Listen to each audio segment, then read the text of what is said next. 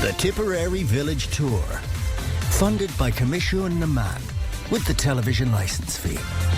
Tipperary's Tip FM. Good morning and welcome to this week's Tip FM Village Tour. This week we are in Killea at the Community Centre. Everybody say good morning. Good morning. Hey. A nice rowdy crowd here in Killea this morning, and we're here just ahead of the Killea Community Fun Day, which is taking place this coming Sunday, June 15th at 1:30. We have a lot to get through for the next hour, but we're going to start with some music. Killea Cultus are here with us. They're going to kick us off. Whenever you're ready.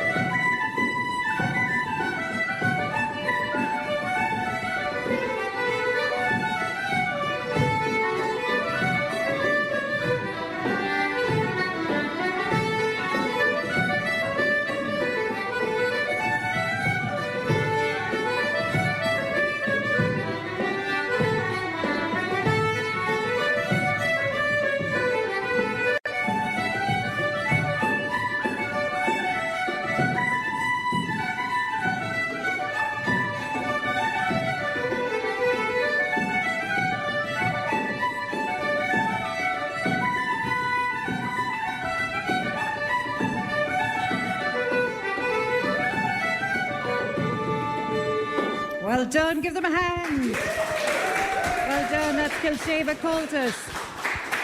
Now our first guest this morning, Lorraine Keeshan. Lorraine, I know you're involved in the preschool here in Killea. Tell us about it. Good morning. So we opened last January 2024. We opened with 3 children, and delighted to say we're now full to capacity. We have 11 children. So it's taken a year and a half, and it's really worked. So we opened up the preschool and after school in collaboration with the national school to try and build the numbers and grow the school to the community we love to be in. So it's grown strength to strength. We are full for September 2025. We're going to look at expanding for 2026, and hopefully we'll have more spaces to take on more of the community and all of that kind of stuff. Yeah. So we take children from 2 years up to 6th class. So our little niche thing is that a lot of preschools can only take children from 2.5 years. But we looked at the community here and we decided that the children were younger and they needed to come into the community spirit younger. So we got permission from TUSLA to open the children from 2 years. Brilliant. So they come in from their second birthday. Some of them, one this year started a week before his second birthday, just to get the social skills of mixing with other children. Because at 2 years, a lot of children are the first child at home and they don't have any siblings or cousins and stuff to play with. So it's lovely that they can come into the school, be part of the school community. Like there's the bigger lads, we go out of the yard breaks with the bigger children and get to mix with everybody. They get to know the teachers in the school before they go out to school, which is a lovely thing that they're part of that environment before it ever happens. We're seeing a lot of these kind of preschools and childcare places popping up in villages across the county. What's great about them, it keeps all the kids within their community and gives them, like you said, the knowledge of their community before they even go into primary school, which makes that transition a bit easier. It was so important for the transition, because I myself personally feel that when a child goes into junior infants, it's such a big change and transition. Like they have to go in, they have to learn their numbers, their letters, their colours. They don't need to be learning all their friends' names, their teachers' names, learning how to open and close their lunchbox, their school bag, knowing their own jacket.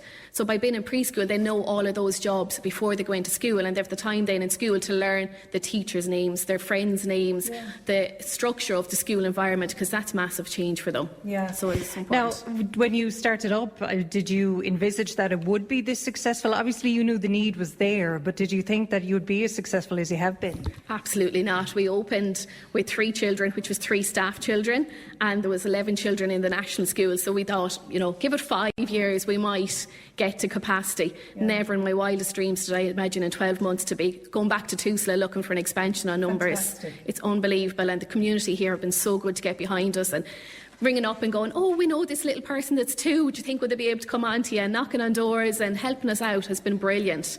And then we're part of the field day here on Sunday, so we do a little under 5s play space.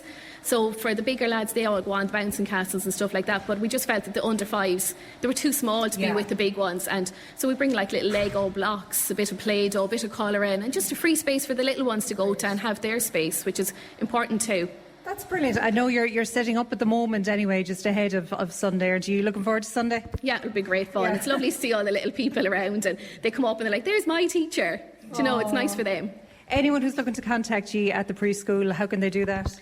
So they can call us or email us on Lorraine@ReadySteadyGo. Well done, and wish you continued success on it. Thanks so much, Lorraine. Well done. Give her a hand. Breed, Barry, I'm coming to you. Tell us about the pipe band.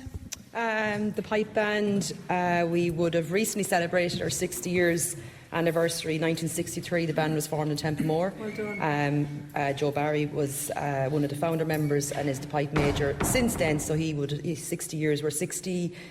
This is our 62nd year together now. Well done. How has that popular? Because I find with pipe bands in particular, popularity among younger people can kind of wane over the years, and then it'll come back again. It's all very cyclical. How have you been finding it? Yeah, you're right. That goes for all organisations. I think yeah. It's very hard to keep them, especially when they're teenagers. Yeah. So we have gone through a lot of kids, to be fair, and when they hit that age of going to college, it's difficult to keep them. But we're very fortunate. It's kind of a family affair, so we've a lot of generations, like my own kids are in it, so there's 3 generations of Barrys in the band, and we kind of keep it going through that reason. Now, you'll always have musicians who want to join. Yeah. In the area. There's always kids knocking on Joe's door over the years, can I join the pipe band? So we're very lucky in that sense, but we have a lot of members from Killea, which has kept us going as well. Yeah. Over the years. So we're just fortunate that there's a good mix of young and old. Obviously hard work, to keep them in it and try and give them a graw for it, but it has been successful. So we have a lot of young members even currently in it, and a lot of bands are struggling in that area. So really? I just think it's maybe what we provide and offer, and we're just lucky. Yeah, I mean, going by the lads in Cultus, it's a very musical community here. It's a very musical community, it is indeed. And it's funny, actually, a lot of the pipe band members are also in Cultus, so brilliant. It's a regular sight to see them go from the pipe band in their kilts up onto the stage and play with Killea bands at the fun day, as well. And can you start without kind of having the knowledge of playing music, or should you have maybe the ability to play? We've definitely had all. We've definitely had both.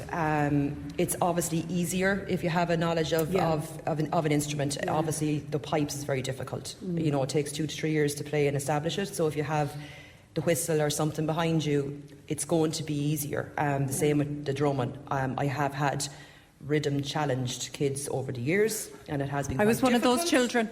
Yeah. But, they have done it. It can be taught. It can be taught and it can be done. So obviously some are quicker than others, and that's in everything. So. What kind of events would you play at then?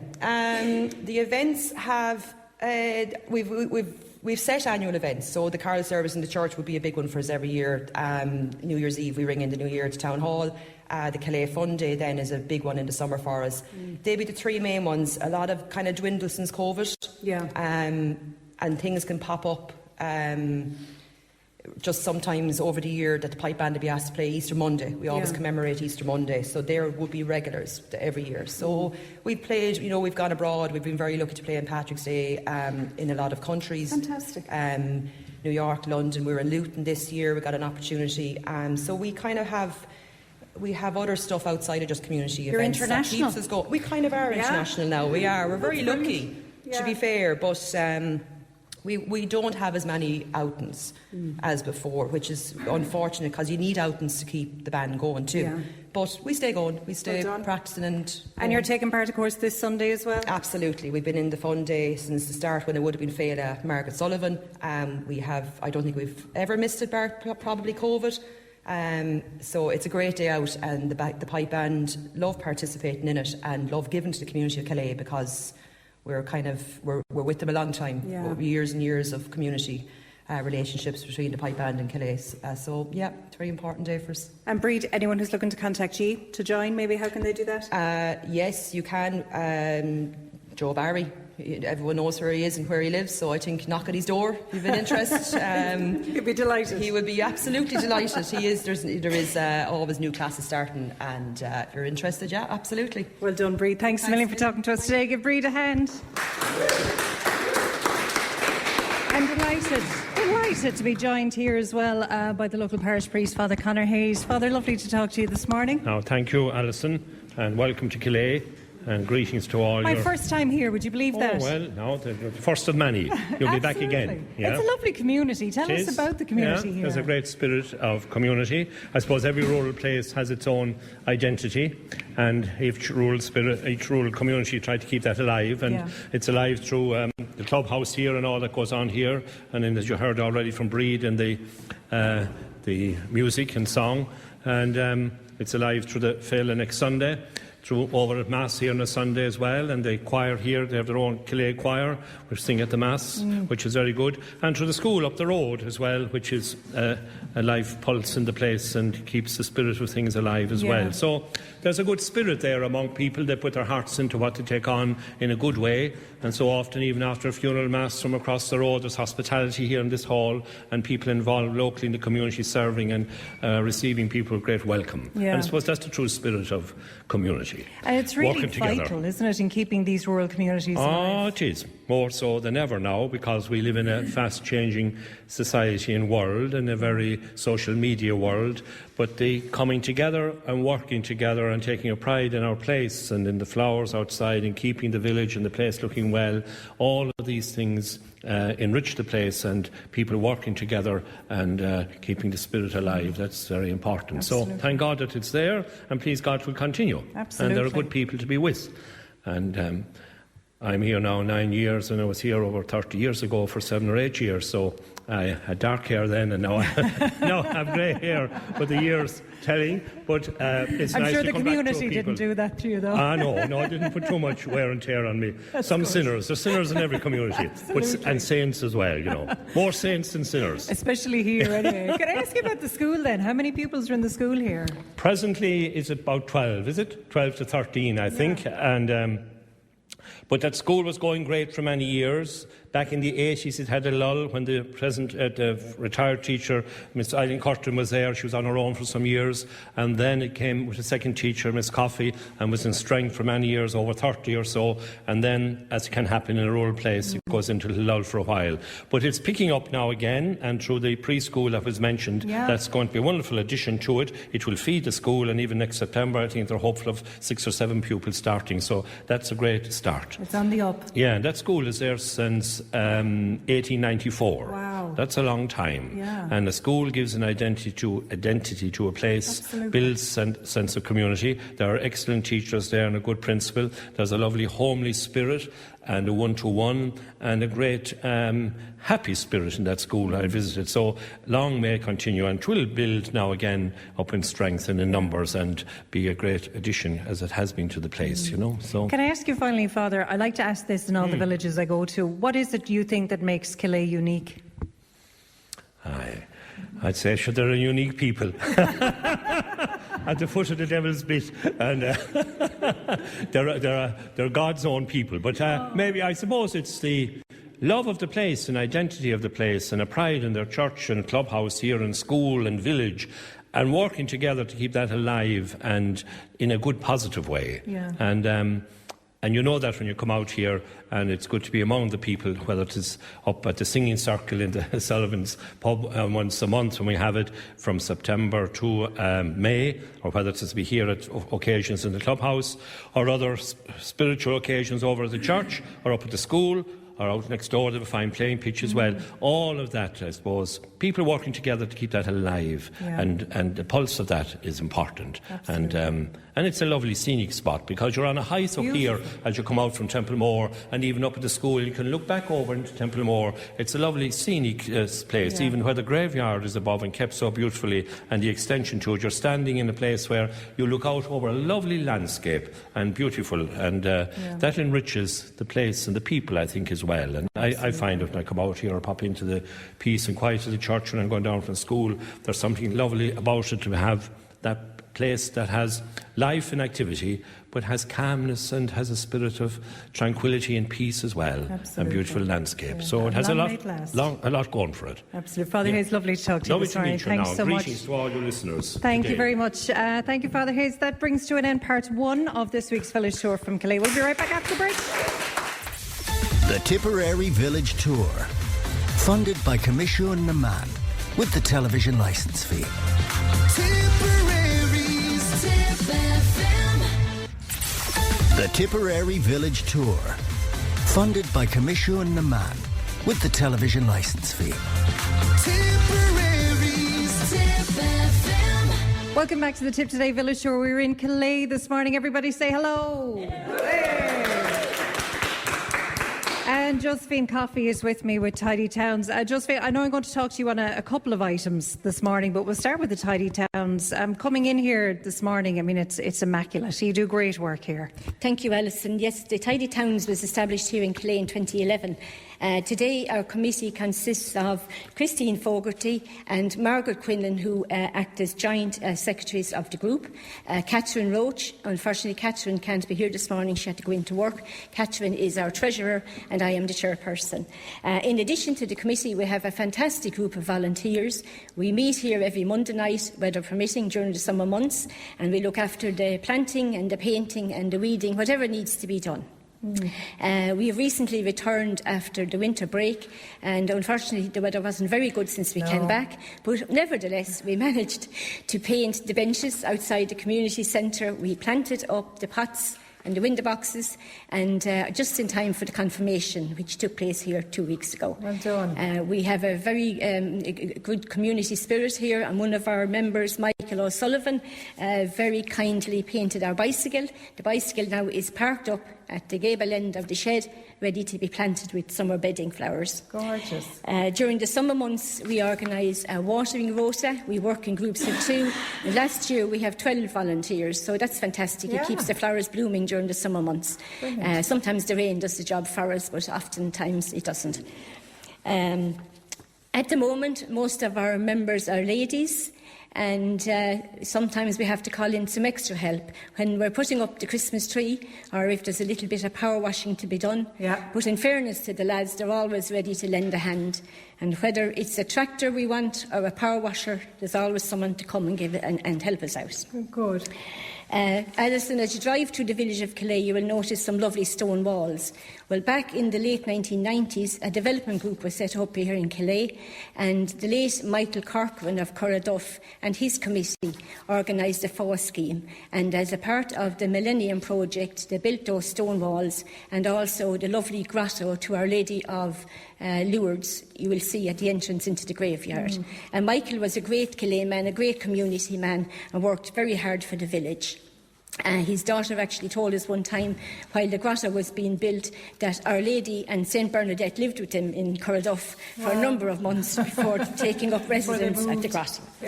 Another person we really have to mention is Pat Russell, the late Pat Russell of Gortacurra. He worked here on a FAW scheme from 2008 to 2014, and Pat contributed a great deal to our village. And while Pat was caretaker here, there wouldn't a weed be allowed to grow or a piece of rubbish linger for 5 minutes. He was so good. Later on, he helped out in the church with his sister Anne. Anne is the sacristan of the church, and he helped her there until he died in 2024, May 2024, after a short illness. Pat passed away. So now it's our turn to look after the village and to make it a nice place to live and to work.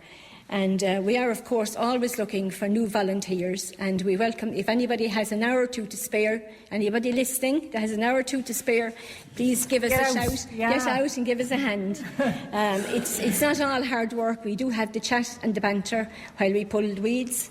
And, you know, it's a great way for anybody new moving into an area. It's a great way to integrate with the local community and, you know, and you're giving something back at the same time. And getting to know an area. And getting to know an area. And you don't have to be an expert gardener or know anything really about gardening. It's just to be willing to do a little bit of work. Absolutely, and get out. Josephine, great job. I know I'm coming back to you on the book in a little bit. Thanks, Emil. Give Josephine a hand. Johnny, a few of the speakers this morning have mentioned the graveyard. I know it's something that's very beloved in this community, and it's certainly a labour of love for you, isn't it? Yeah, we've 2 graveyards. We have the old one, St James's, and we did an extension there. We built a new graveyard there about 10 years ago, St Ada's.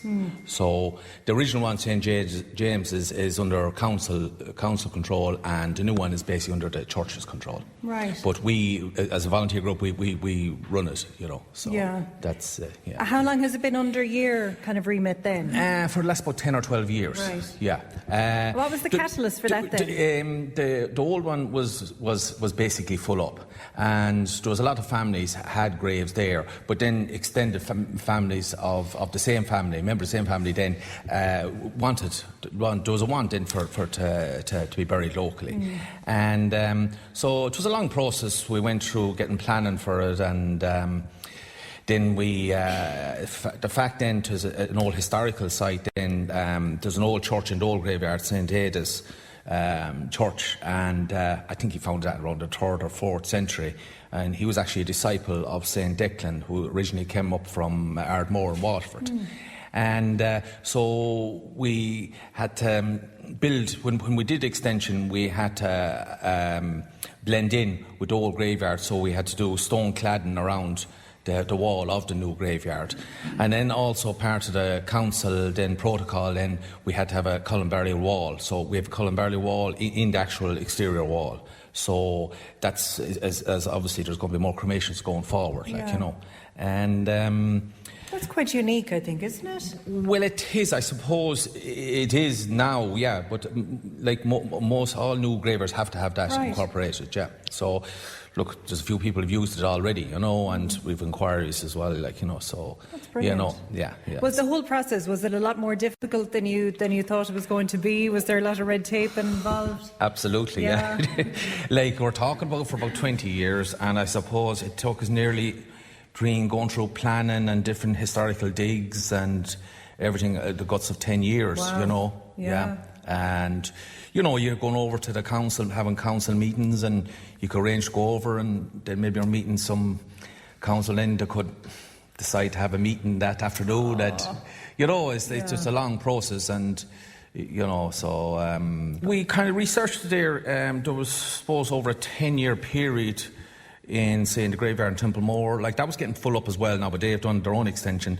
But there was at least, you know, between 15, 20 burials of people that would have preferred to be buried locally. And we'd have some people then away, and I suppose the cremations, that's what's happened now, is we've 2 or 3 people that are away and have come back, you know, being cremated, like, so, you know, you're just trying to provide it, give people options, you know, that's the bottom line, you know. In terms of maintaining it then at the moment, is there many involved in that? Well, we have one main guy, Kieran Larkin, there, and he kind of takes control of maintaining it. You know, the start of every year we have a quick meeting, and we'll, you know, what we're going to do, the footpaths need to be upgraded, or extra mill waste put on them, or whatever, like, you know, and he kind of regularly cuts it during the year, like, you know, and maybe, you know, so painting the railings or whatever has to be done, like, you know. So when you have your funeral here at Killea Church, you know what I mean, instead of everyone dispersing then heading into Moore or somewhere else, you know, we're basically just, it's a short, you know, either people either carry the coffin up or it's driven up the hearse, and it's buried in, you know, in Killea, like, you know, and then more than likely 9 times out of 10 then in the hall then is used, they get in outside caterers in, and after me, and it keeps everyone together, like, you know, and so, because, you know, if you have to go somewhere else for the burial or whatever, people disperse, you know. And, they do, and it keeps them all together in a bad time. Johnny, thank you so much. Lovely to talk to you. Give Johnny a hand. Now, across the hall to Mrs. Fogarty now. Christine Fogarty is with me now to talk Coltis.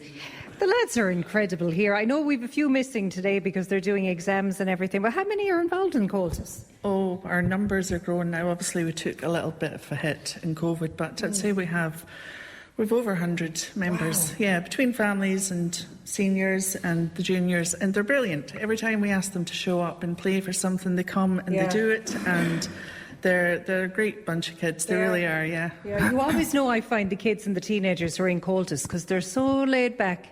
And you'll ask them to play a song. They play a song with the skill I have never seen, and then they'll just be so laid back again. It's amazing what it does for a child being in Coltis. It's amazing, and and they form great friendships through it. They get to travel. There's lots of opportunities. It's a great organisation. I knew nothing about it until I landed up here.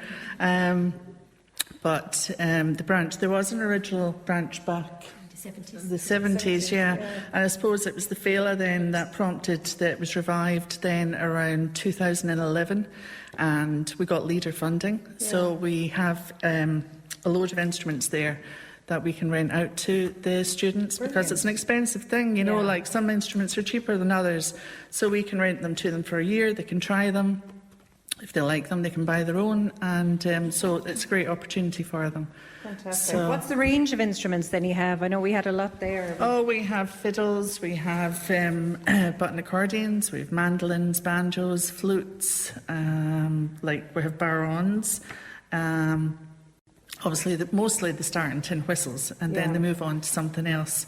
But we have a great range of instruments there. Concertinas, we got some more there recently again. We got some more funding, so it's great to have it. Yeah, and I think we're finding it in the villages we go to. There's a bit of a revival in Irish music and in trad music and folk music. So, are you seeing that more young people are looking to get into it? Definitely. When we started here, it's great because the kids who started here, they were probably around 10 or 11 at the time themselves. It's coming full circle. We're lucky that we have young members getting involved in our committee now. So those kids, we have our youth officer, there are two of them, Gillian and Owen, and they're mentoring our Killea band now for FLA.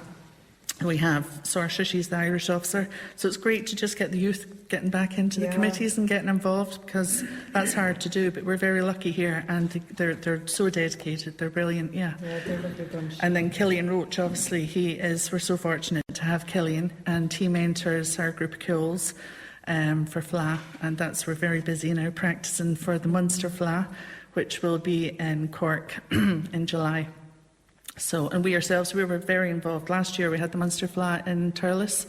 So our branch were involved with fundraising and organising, and it was brilliant, just over the road. So it was a great FLA, Anyone who's looking to make contact with you or maybe has a child at home saying, I'd love to get my child into that Coltis, how can they do that? Well, they can get in touch through our Facebook page. A lot of word of mouth around. So, we're very accessible up here. So. Well done. Thanks a million, Christine. Lovely to talk to you. Well done. Tim. And coming to you, Tim, tell me about GAA here in Killea. We're a small club, small rural club. We just have one junior B hurling team. We don't play any football. We have a range from 18 years of age up to mid-50s. The older lads won't appreciate me saying that, but I won't mention names, so it's not too bad. That's okay. But it's great. It's great. It keeps everyone together, and we struggle sometimes for numbers, but we rally back with numbers, then after a year or two we get back again and a young bunch come again. Yeah, it's a problem in most rural clubs, I think. How long has the club been here? Oh, the club is here since, I don't know, started the GAA, I suppose. The club has been here, you know what I mean? Well done. We did a big development on the field back in the early 90s, and then the dressing rooms were built in the 2000 on, I suppose, with the Millennium Project. They were all done. And so it was only an agricultural field for a long time with a hill in it, but there's been big developments, and we're currently upgrading our lights, and we have a capital sports grant got for that. Well done. Is it difficult to keep the lads here in Killea as opposed to them going into Templemore maybe and playing with some of the bigger teams? Is that ever an issue? It is. It's never an issue, but if lads are good enough to play senior, we never stand in their way of playing senior hurling. If they want to play senior hurling, they're good enough and wish to play it, we don't stand in their way. As long as they come back out to us when they're not playing senior hurling, that's the main thing. But it is hard to keep it going, but all the small clubs, we just stay struggling on. We're all in the same fight. All aren't the we? same fight. Yeah. Same fight every day. And of course, what keeps it going then is the parents and the volunteers who are getting involved as well. Are they good to do it here? They're good to do it here now. Like the fun day is a big financial, showcase for it too. and it's a financial thing for us too. You know what I mean? So the young crowd, like I had a chap this morning, 17 years of age, asked me to know what time is he coming down on Saturday to give us a hand. So, do you know what I mean? You have some 17, as I said, to 70-year-olds here on Saturday getting ready, and a lot of them involved with the GA and things like that. You know what I mean? So It's at the heart of every community it is. we go to. It is, yeah, and it is a pity to see small clubs folding up. Yeah. Or amalgamating. Are you kind of in favour of that? Or? Not really, no. It's nice to keep your own identity. We have our own field, our own dressing rooms. You have to keep your own identity, in my opinion, but I agree. it is hard. It is a struggle in the country areas. But It can be. But again, it goes through cycles. I'm sure it you're does. heartened to hear the kids coming through. If the kids aren't there, it doesn't. It lowers for a while and then it comes back again. So, like we'd notice when the school is going bad with numbers, the GA club will go bad. Yeah, absolutely. But it comes back again. So hopefully we'll get on the road again. Tim, lovely to talk to you. Anyone maybe who's looking to join, or his kids maybe looking to join? And call any of the officers. They all know myself, or Jim Hamill, or Kevin Nolan, or John Fogarty. Anyone at all. We'll get you going. Well done, Tim. Thanks a million. Give Tim a hand. That brings to an end part 2 of the Tip Today Village Tour here in Killea. We're back after the break. The Tipperary Village Tour, funded by Commission na Man, with the television licence fee. Tipperary's Tip FM. Tip FM's Tip Today. With Slattery's Garage, puck on. It's time to change. Test drive the award-winning range of Peugeot hybrids and fully electric vehicles at Slattery's Garage today. See slatterysgarage.ie.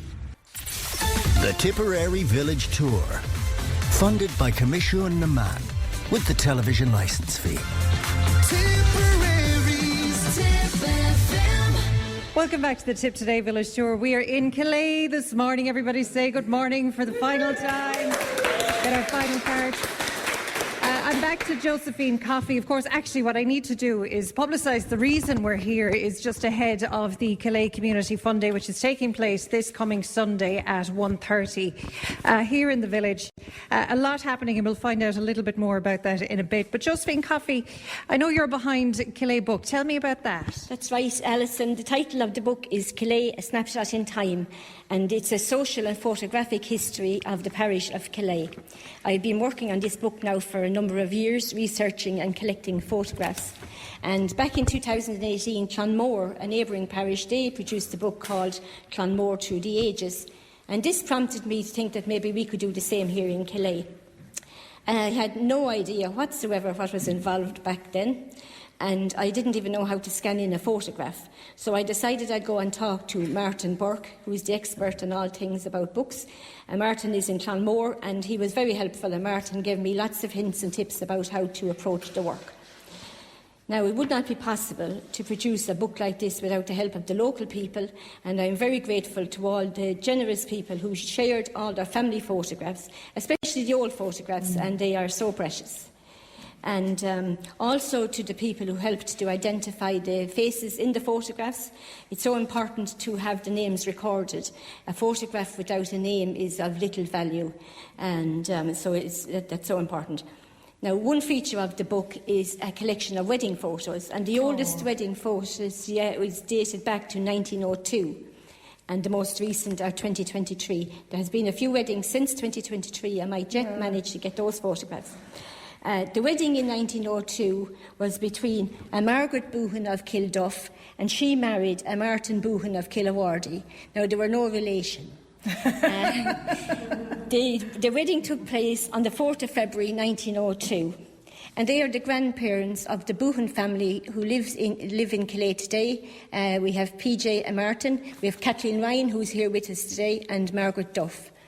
And it's interesting, Alison, to look at the outfits that the brides wore. Yeah. Back in the beginning, they wore coats and suits up to the 1950s, and then the wedding dress began to make an appearance. We got notions then, didn't we? Got notions, exactly. Another feature of the book is the 1911 census. This will be featured, the 11 census records for Killea. And so if your family lived in Killea in 1911, you'll be able to look and see who lived in the family home at that time. There are only 2 existing surviving census records in Ireland at the moment. That's 1901 and 1911. The older censuses were destroyed. Some of them were pulped during the World War I, and some of them were burned in the fire at the Public Records Office during the Civil War. So it's such a pity, because they're a great source of information for anybody looking to trace the family tree. Such a shame that we don't have them. Next year, in 2026, the 1926 census records will be released, and it will be online and free to view for anybody that's interested in it. Now, the book will also feature the story of an outdoor feis which took place here in 1903. And this was organised in an attempt to revive Irish culture in the region. They were getting worried that the Irish language and Irish music was on the way down, and they organised this feis. Now, it was reported that 15,000 people came here to Killea in 1903 for this feis. And it was a big deal. It was spoken about in newspapers throughout the country. And Killea were held up as an example of how to revive Irish culture. At that time, every small village and town had its own fife and drum band, and Killea were no exception. And the band here was known as the Dr. Croke Band, and it was called after the late Archbishop of Cashel-Lemley, Dr. Croke. And the captain of the band was a man called Stephen Tracy. And Stephen Tracy lived in Killea. And he was the father of the late Tommy Tracy, the famous hurler Tommy Tracy. When Stephen died a very young man. And when Stephen died, his band members marched all the way from Killea village up to Killea. They carried his coffin, shoulder high, down to the village for his funeral mass. And after the Mass then, they carried him again to the graveyard. Now, the trip from Killea village to Killea and back down would be approximately at least 3 miles. So it was some feat for the band. It was incredible. With the book itself, Josephine, I mean, I know it took a lot of work and everything, and I'm sure it's something that's really valuable. It's a snapshot in time and of the history of the community. How can people get it? The book will be on sale in the local shops. We'll have a launch night here when we're ready to launch the book, and it will be sold here, or they can contact me. And we'll have it advertised wide on the newspaper and on Facebook and all the usual sources. Well done, Josephine. Good work. Well done. Thanks, Josephine. Give Josephine a hand. Now, I'm here with a very stylish Denise Maher, who's here just to tell us about, because the reason we're here, of course, is the Killea Community Day, which is happening this coming Sunday. I don't know, do we even have time to go through what's available on Sunday? But, I mean, there's so much going on, isn't there? Exactly. Yes, Alison, thank you. Yeah, it's a packed day that's, fantastic for all ages, a wonderful environment for children to come along and be part of all the activities. It starts with a tractor run in the morning, which is a vintage tractor run that goes around a particular route and then comes back, and the tractors are available then in the GAA field where all the activities are happening, so we can admire these old vintage pieces of machinery. And then the official opening, as people have mentioned, is at 1:30, and the pipe band that Breed talked about will be here during the day, and they will do a kind of an entrance piece as well, which is always really wonderful. There will be a dog show at 2:30, which brings people from quite a long way away because they're always very popular. Sheep racing, stock judging, pillow fighting, turf stacking. I mean, some of these things are kind of traditional activities that are wonderful to see being reenacted and people being involved in them again. The GAA have different activities as well, like penalty shout-outs. Is it shout-outs or shoot-outs? I could be getting it wrong there. You know I'm not the best with the GAA stuff. But we'll be shouting out for the shooter-outers. And and there's loads of food. There's a barbecue happening. There's a canteen, and then the local people, of course, supply the food there. So it's always homemade food, beautiful. Called cannon potatoes are fabulous and very popular. And a sweet shop that Josephine is involved in. And then myself and Agnes Brennan and Pauline Burke are involved in the vintage clothes shop, so people donate pre-loved clothes and we go through them, or jewellery or shoes or hats, and we sell them. And all these all the funds from all of these activities go directly to worthy activities or worthy organisations and other initiatives that we would like to support. And it's spread to groups across the community. That's right, yes. The school, of course, will get some support. The Graveyard Committee, the GAA, Josephine's book will get some support. And this year, Templemore Mission Fund is getting a contribution to help fund a church in Zimbabwe. So we try to do something from a charity point of view as well every year. So, yeah, it's a great day. It's an institution now. I mean, I'm involved in this since over 15 years. We were trying to calculate how long the event is running. So, I mean, all of our families have nearly grown up through this institution, and people have passed away. I know every year it can be a hard year for people because they may have lost a loved one, and, you know, the event will remind them of their absence. But then new children are being born and celebrated and starting in the school. So, you know, so it kind of reflects the ebb and flow of the community. And it is now an institution here. And Margaret will talk to you, of course, about the fantastic music that will play all day with Killea Ceoltas. So that's a tremendous addition to the whole event as well. It's a wonderful opportunity to get the whole community together too, isn't it? Absolutely, yeah. So we welcome everyone coming along and celebrating the day with us on Sunday. So 1:30 it all kicks off, That's isn't right. it? Yeah. 1:30. Is there a charge coming in then? What is the charge? There's, I think, a very small €5 charge, and children go free. That's a bargain, lads. So it really is, yeah. And there's loads of free activities as well, like the bouncy castle and face painting. There's other things that children can do that are free of charge. So definitely your money will go a long way when you won't be stuck for something to do. Denise, well done. Thank you very much. Give Denise a hand. And our final guest this morning, Margaret Quinlan. Denise was mentioning there about Killea and the fantastic music, and of course the Ceoltas, who we'll be hearing from again before we close out. Tell us about Killea. You're very welcome here, Alison. We're delighted to have you. Killea, it started off about 15 years ago. It's in honour of my mother, the late Margaret O'Sullivan. She was everything for music, singing, dancing, promoted it every chance she could get. She moved here to Killea with her late husband in the 1960s and had the public house here. Now my brother Sean and his partner Fiona and Ben, they run the bar, and it's going from strength to strength. But Mum was big into her music, singing, dancing, and loved having it in the bar. When she passed away, a local councillor, Pauline Coonan, the late Pauline Coonan, came to us to our family and asked us would we be interested in running an event like a festival every year in her honour. So we got together with the community and we decided, yes, it would be a great way to promote the culture, promote Killea. We already had the fun day in place, but as you can imagine, it's a small community. You're talking about maybe it takes at least 60 volunteers, if not more, to run this event. So we decided we'd amalgamate the two. We used to have them 2 separate weekends. So we amalgamated. We took the Killea Margaret O'Sullivan and we popped it down into the middle of the fun day is basically what we did. So on the day, we start off like that, as Denise said, with the tractor run. We actually head on then we have a lovely mass here in the church. Usually it's Father Connor that says the Killea and Fun Day Mass. And we have our local choir involved there, and then everybody down to the field for 1:30. We have local musicians singing, dancers, and we're very grateful to all the people that come and support us on the stage from near and far. And we have entertainment there from 1:30 to 5:30 of different events, and we're really, really lucky the support we get from the volunteers in the community and from all the participants on the stage. Yeah, like it's become a focal point for the year for the community now, as Denise was saying, hasn't it? I mean, are you stressed though? I mean, we're a few days up to it. Do you get stressed in the run-up to it? Oh, not at all. I don't believe you for a second. Not at all. That doesn't come into it at all. Well, may I say, like, you don't book your holidays on anywhere near the fun day in Killea. Or if you do, you cancel them. Oh, yeah. You need to.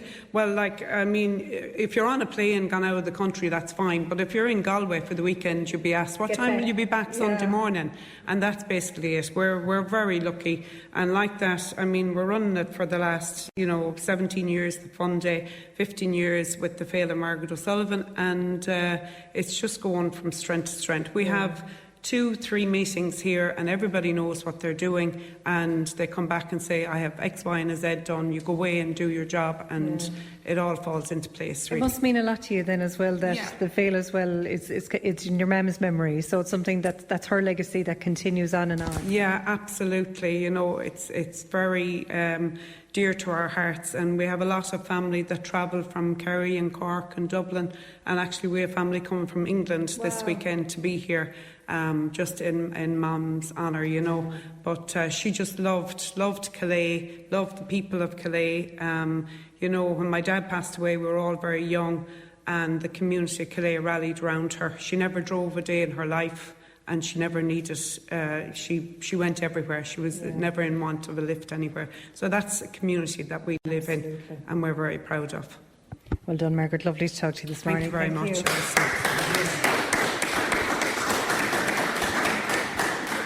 And that brings to an end this week's Tip Today Village Tour here from Killea Community Centre. Remember, the Killea Fun Day happening this coming Sunday. All the fun kicking off at 1:30. Thanks for everyone for joining us here in Killea this morning and seeing us out the Kilsheba Coltis again, whenever you're ready.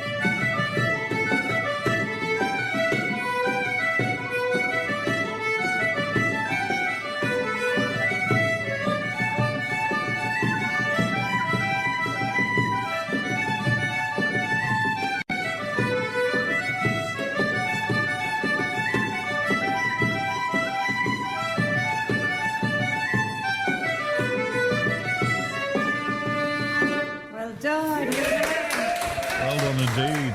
Mighty stuff there from Killea, the last stop for now on the village tour, and Ali will be somewhere else next week. We're looking forward to that as well, my friend.